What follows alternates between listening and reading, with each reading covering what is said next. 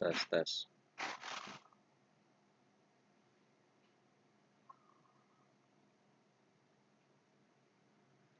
tes tes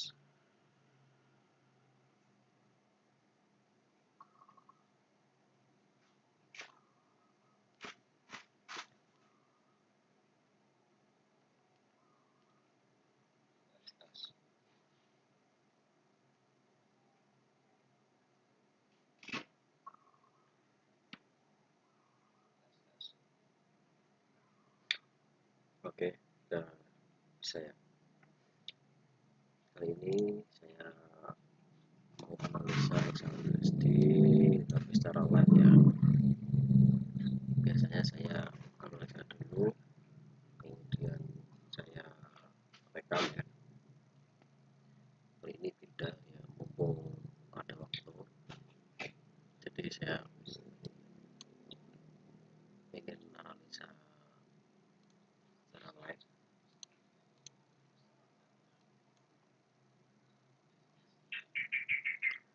Pada candle weekly atau penutupan minggu kemarin itu candle belum kemana-mana, harga masih berada di situ-situ aja, berada di range ini ya.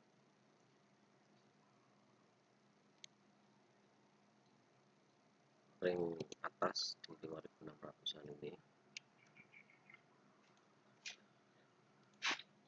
kan saya kasih tanda high, dan ring bawah yaitu low nya ada di harga 4400-an.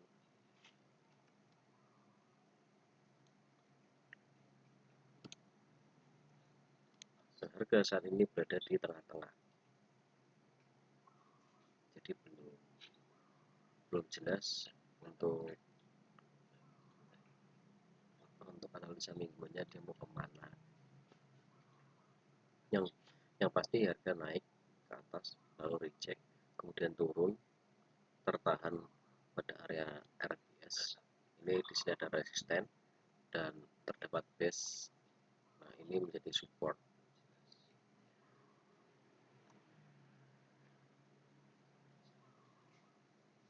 Ini saya kasih tanda dulu area RBS nya.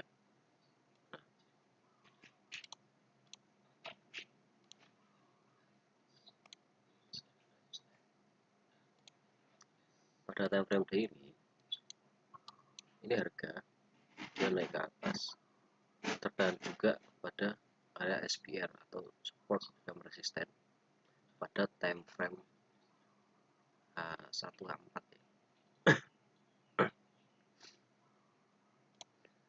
Ini sebenarnya adalah SPR.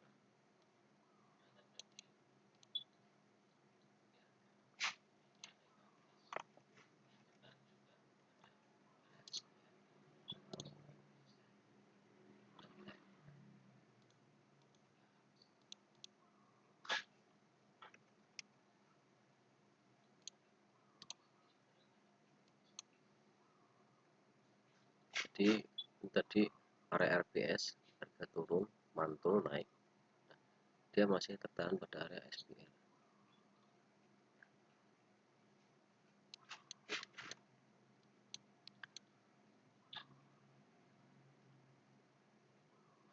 Pada hari Kamis kemarin harga bearish, kemudian mantul lagi. Hari Jumatnya dia bullish cukup kuat, tapi belum mampu break high pada candle hari sebelumnya atau candle hari Kamis ya.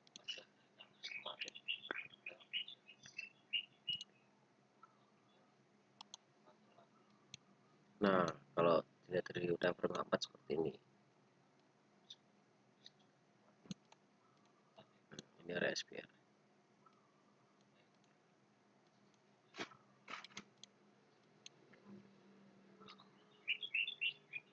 Pada 4 di sini ada liquidity atau dia membuat trend line ke atas, dan ini atapnya ada di sini di batas SPR ini.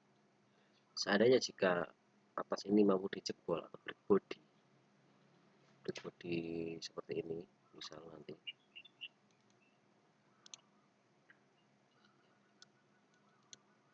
Nah, ada break body seperti ini.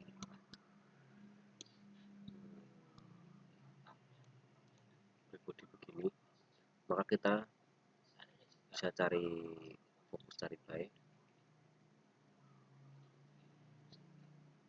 Contoh ya, contoh saja, misal ini tulis, kita cari by pada area resisten ini dulu.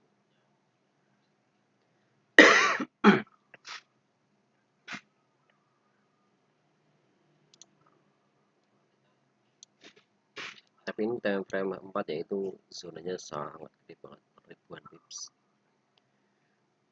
Jadi berhati-hati atau lebih baik tunggu konfirmasi. Targetnya sampai sini tuh udah lumayan ya. Ini jika mau entry tanpa konfirmasi, dengan catatan sebelumnya sudah terjadi bullish engulfing yang menelan area resisten ini. Seandainya mau menunggu konfirmasi, kita bisa tunggu konfirmasi ketika harga turun atau harga pullback sebentar. Nah, ini turun ke sini, ini saya geser dulu ya, geser di area sini aja. Tunggu harga turun ke sini, kemudian membuat konfirmasi.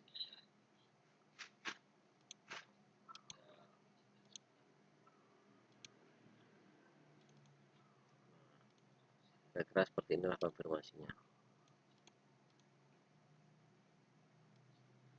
Kelihatan nggak?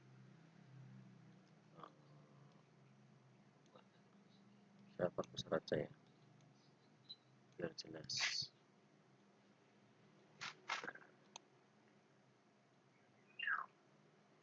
Kalian bisa entry di area sininya,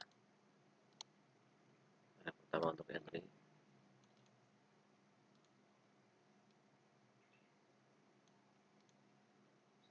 Atau tunggu dia pullback lagi, dalam artian kita entry pada area UM nya. Nah, begini, kita entry pada area UM ini.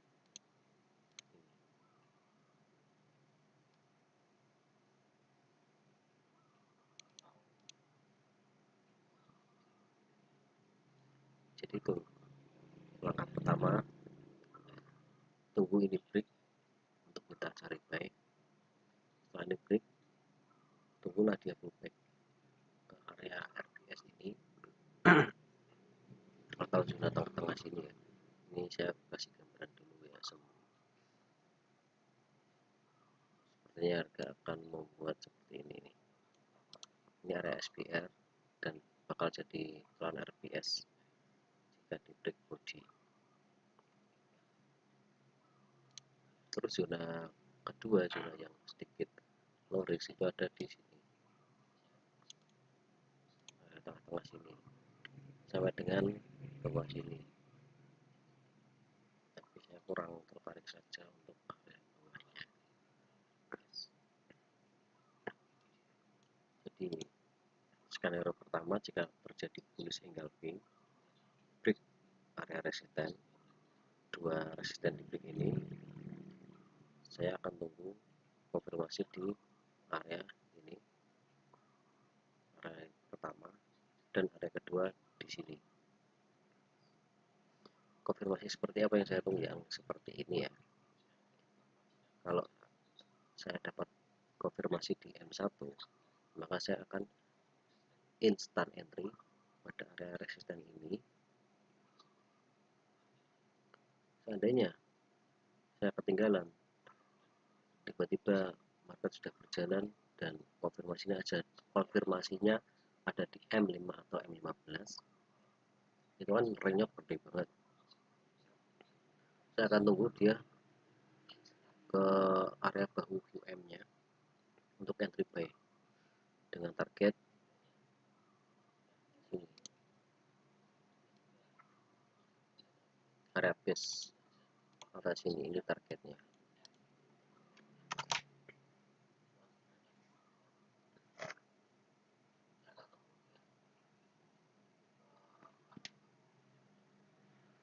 ini target dekat ya, target terdekat ya di sini ya. Dan untuk kondisi untuk fundamentalnya sendiri, geopolitik saat ini itu masih panas ya, apalagi saya tadi baru tahu ternyata itu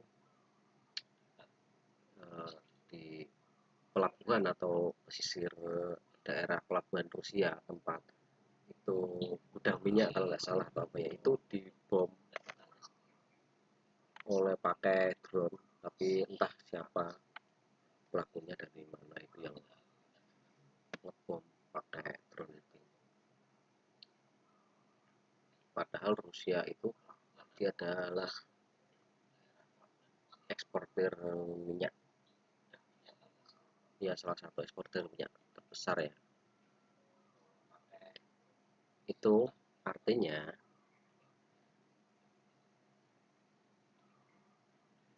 orang-orang nanti akan panik seandainya terjadi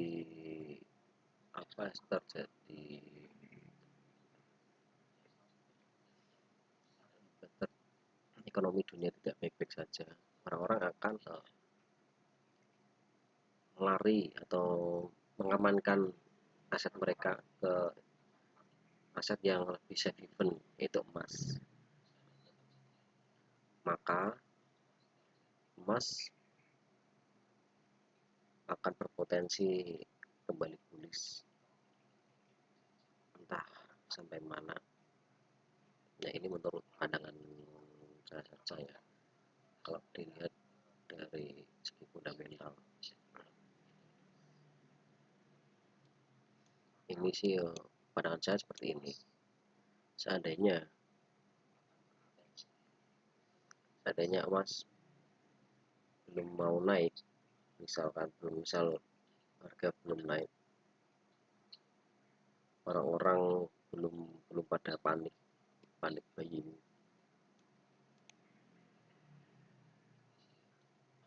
ya, jadi masalahnya akan berada di sini-sini saja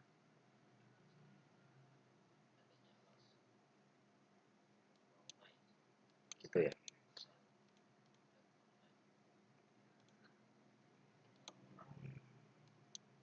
Itu pandangan dari sudut pandang fundamental, secara fundamentalnya seperti itu. Dan secara teknikal sendiri dia membentuk trendline ke atas. Jadi ada area yang beberapa kali disentuh. Nah, ini kan ya, 1, 2,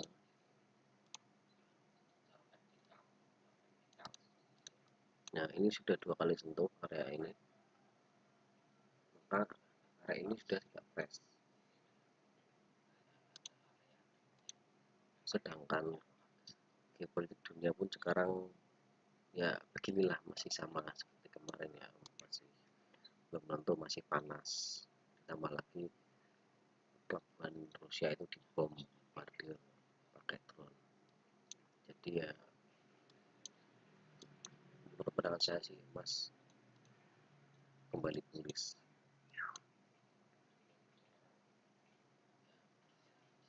Kemudian untuk ini saja, saya kan pakai ini ya, pakai ini aku lupa, pokoknya sesi trading ya.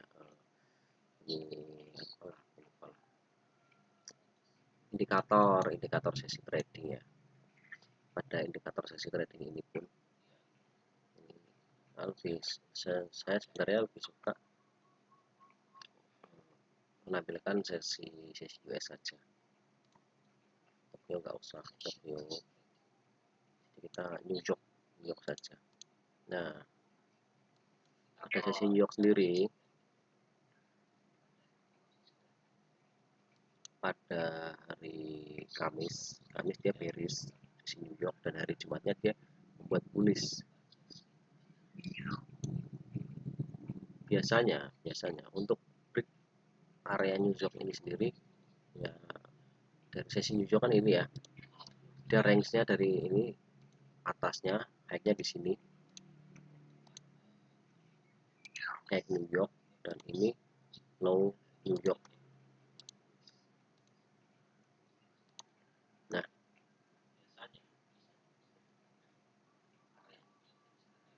jadi harga itu sebenarnya masih selama hari Jumat itu masih berada di range ini aja. Biasanya jika sesi New York itu membuat bearish, maka harga akan respect atau ngikutin. Jika New Yorknya dia buat bearish, maka sesi Asia sama London itu biasanya akan ikut bearish, lanjut kemarin tuh lanjut bearish gitu ya. Cuman kemarin tuh dia naik dan sesi New Yorknya pada hari Jumat malam dia buat bullish. Nah, kalau sudah buat bullish ini, nanti sesi Asia dan sesi London itu akan ikutin membuat bullish juga, lanjut bullish. Cuman karena ini masih ada high-nya sesi New York yang belum di break atau area supply-nya, area supply yang dibuat dari New York ini belum mampu break, jadi belum bisa, sesi Asia dan London itu belum mampu membuat harga lebih tinggi dari ini. Contohnya sebelumnya ini ya, ini memang indikator kalau kita pakai analisa seperti itu memang 100% tidak 100% benar, tapi setidaknya itu bisa menjadi acuan untuk kita ya.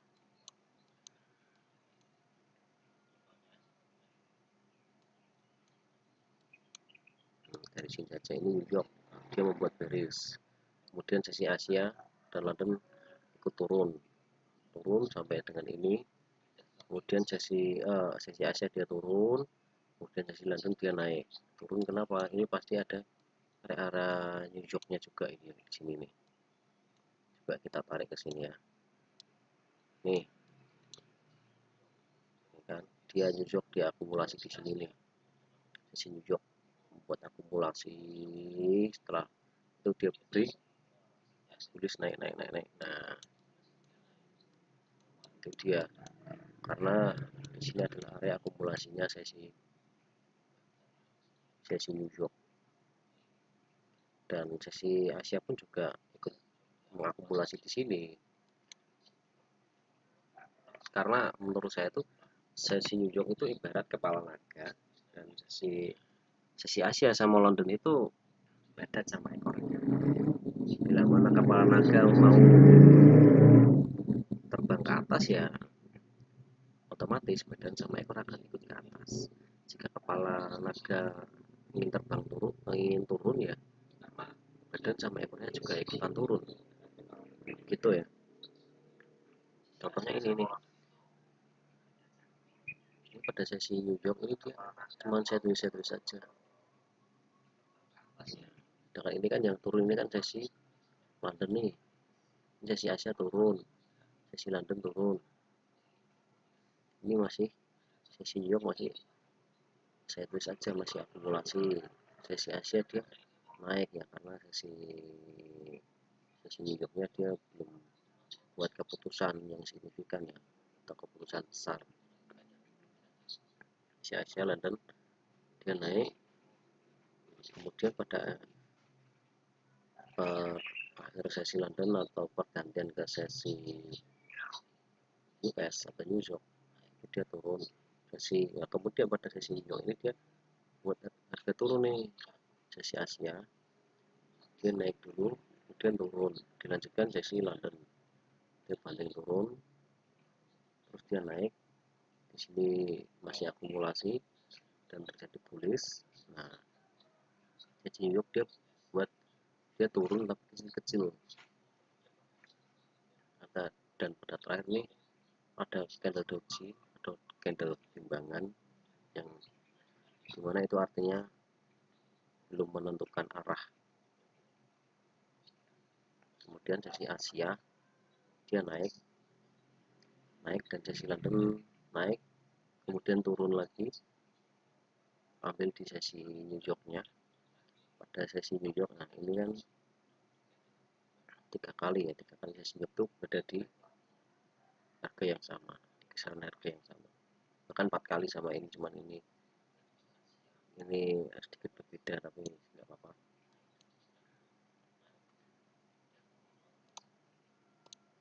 Nah, karena area ini sudah 2 kali disentuh atau 2 kali dites oleh harga, maka area ini sudah tidak fresh atau harganya sudah diambil 2 kali.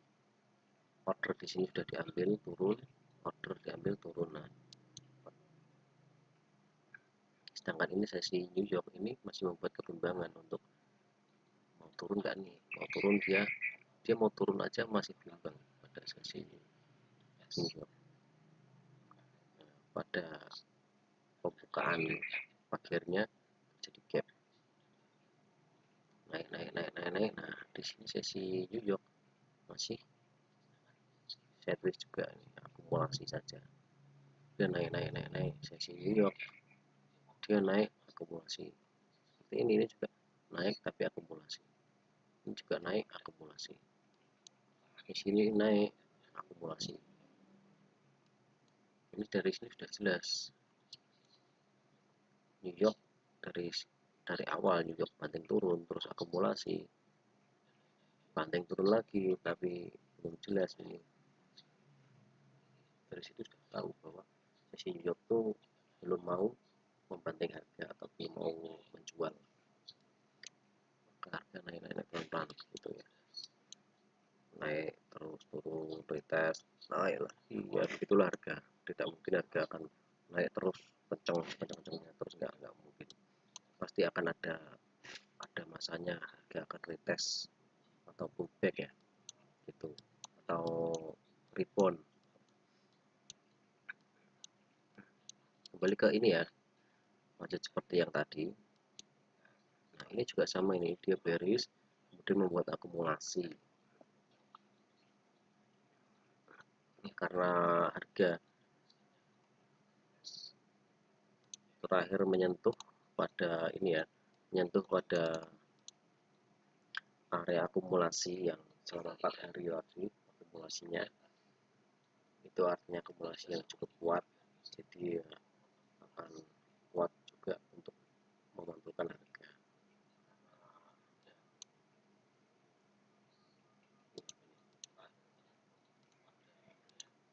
Nah, ini juga sesi US, dia buat kenaikan, kemudian dia sideways di sini, tidak ada penurunan yang signifikan. Pada sesi Asia dia melanjutkan kenaikan dan puncaknya ini ada pada perdagangan sesi London. Kemudian sesi London dibantu di bawah turun, sesi New York pun ini dibawa turun ya, meskipun akhirnya sedikit naik, cuma naiknya hanya pullback untuk melanjutkan penurunan. Dan pada sesi Asia terjadi penurunan, terus sesi Londonnya dia sudah berada di sini nih, di sini sesi London ini ikut membawa harga turun. Nah, ini turun. Kemudian sesi New York session ini mereka sempat bullish lalu dibawa turun lagi, itu terus ya, meskipun cara ini tidak 100% benar, setidaknya ini akan membantu kita untuk menganalisa arah harga, khususnya XAUUSD.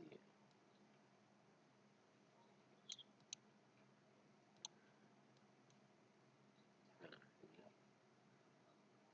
saat ini harga masih berada di supply H1 yang sebelumnya harga sudah menyentuh area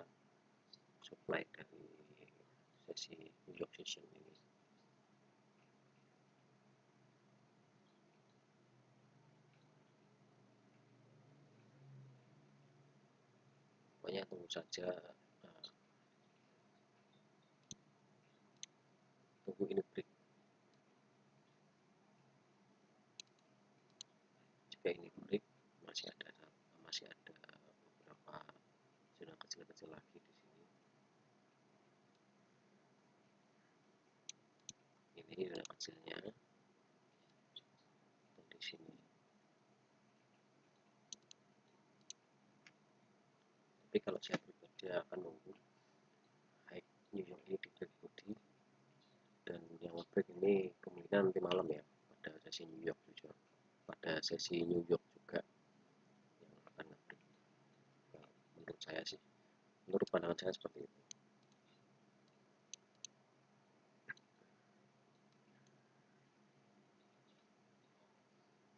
Ini akan saya sembunyikan dulu indikatornya.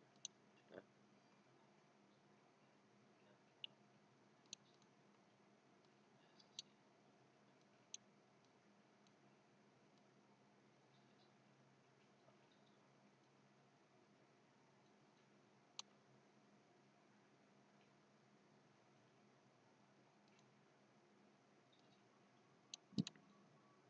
Ini saya hapus saja biar nanti analisanya untuk mantaunya lebih enak,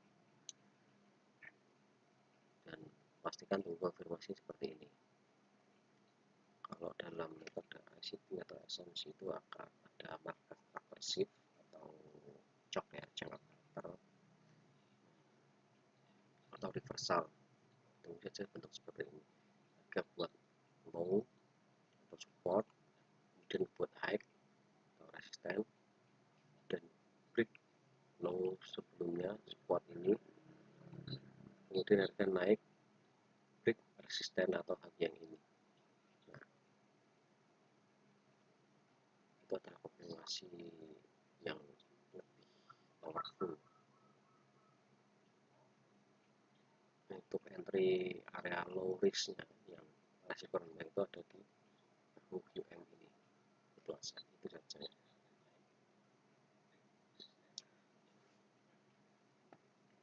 Untuk konfirmasi yang saya gunakan itu yang sering saya gunakan ya, satu, konfirmasi bentuk UM seperti ini.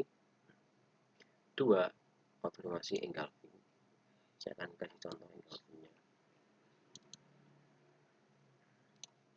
Engulfing pada umumnya ya, ini candle merah, kemudian di engulf oleh candle hijau. Ini konfirmasi pertama, konfirmasi kedua ya. Ini kalau saya lagi ya entry, saya cuma pakai konfirmasi seperti ini, engulfing. Kemudian ada konfirmasi lagi yang ini yang biasanya orang sebut 3 white shoulder.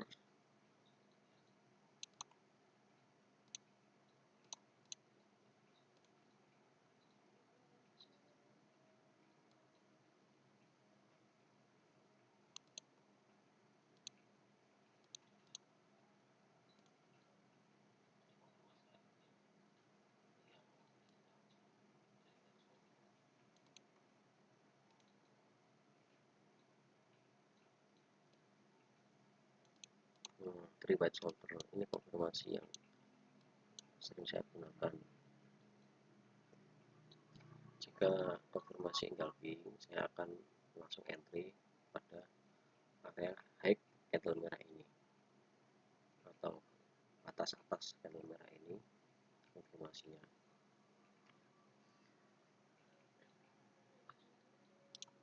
Saya kasih ini ya tanda ya.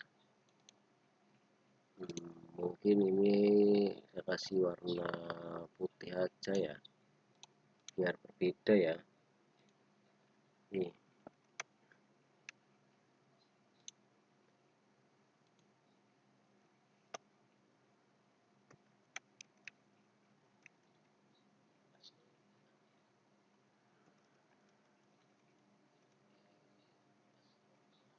nah ini di sini. Jika konfirmasi UM, zona entry saya ada di sini guys.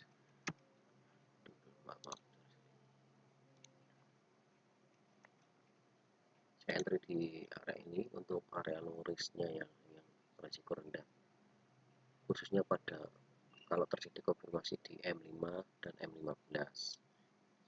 Ini konfirmasi yang cukup powerful.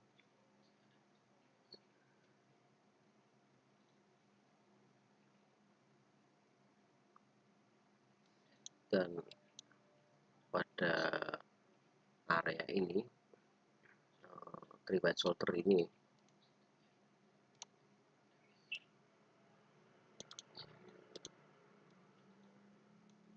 kalau three white shoulder, entry saya ada pada candle ini.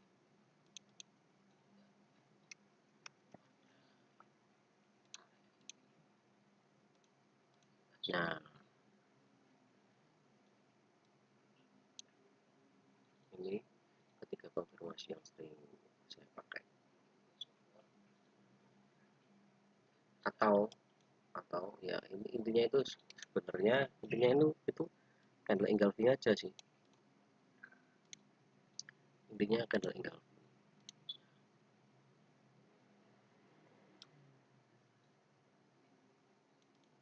Nah, ini apabila begini, ini pun sudah termasuk engulfing, cuman aku sendiri nggak pakai harami candle atau candle bunting istilahnya. Harami candle kan dia cuman hanya ada merah ini sama hijau ini, dan ini belum terjadi. Candle hijau kedua ini belum terjadi, jadi cuma candle merah satu dan candle hijau satu, tapi candle hijaunya itu cuma kecil aja, nggak sampai ini, nggak mungkin nggak ada separuh dari candle merahnya ya.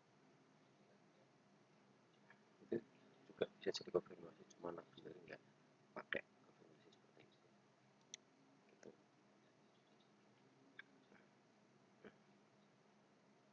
Dan ada satu lagi konfirmasi yang saya sering pakai untuk apa, aggressive entry.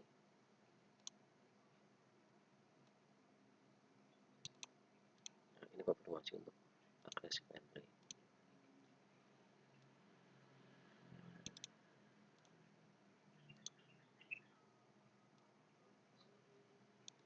Atau enggak ini apa, nah, seperti palu, nah, seperti palu, tapi dia candlenya candle hijau, harus hijau. Ini untuk aggressive entry di M1 saja, aggressive entry di M1 ya. Ini saja konfirmasi saya. Kalau UM ini bukan aggressive entry, tapi untuk yang lebih objektif saja, untuk trader yang objektif lebih baik lagi mengkonfirmasi UM. Kalau kita mau agresif ya cuma ini saja sih, keempat konfirmasi ini itu ya. Oke, itu saja dari saya. Di sini sudah mulai sore ya. Terima kasih teman-teman yang sudah menonton. Sampai ketemu lagi di live selanjutnya. See you next time. Bye bye.